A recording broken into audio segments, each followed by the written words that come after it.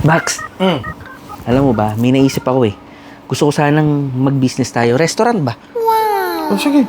Di ba matagal na natin pinag-uusapan yan? Sinabi ko pa sa'yo dati pa eh. Kaya nga, eto nga buo na nga yung loob ko. Total, may mga budget naman na tayo. Mag-restaurant tayo. Sana all. Diba? Ano mga putahing lulutuin natin doon? Siguro yung mga putahin na masasarap. Sabihin natin yung mga putahin ng ina mo. Ganyan. Ay, naku, saktong-sakto. Meron ako chili oil. Oh, di ba? Saktong-sakto. Chili ng ina mo. Oh, pasok. Oh, di ba? Putahin ng ina mo, chili ng ina mo. Sakto yun. Big save eh. Tsaka maigi doon. Dapat yung mga waitress natin magaganda. Ayan. Ganda yan. Oo, basta... Ano na naman ginagawa mo dito sa bahay?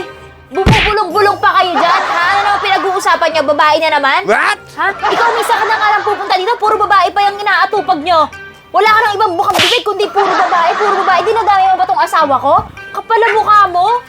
Nakakagigil ka naman. Mag-business kasi sana kami. Ano mag-business? Hindi yan mag-business. Anong bababae ka? Puro ka pang babae. Wala kang ibang ginawa. Ayan o, ang bait-bait na kanya. Hindi na yan lumalabas ng bahay. Tapos ikaw, punyeta. Mag-restaurant sana kami. Anong restaurant? Nakakain kayo ng babae mo dun. Nakakain kayo ng babae mo dun sa restaurant. Magsasalita ka pa eh, magsasalita ka pa eh. Ikaw naman, tuwan-tuwa ka naman. Ha? Hinigigil. Umalis ka na nga dito. Restaurant naman talaga yun. Restaurant, Box. mambababae ka, dadali mo sa restaurant. Kapal naman ako nga sa karinderya lang eh. Alis na.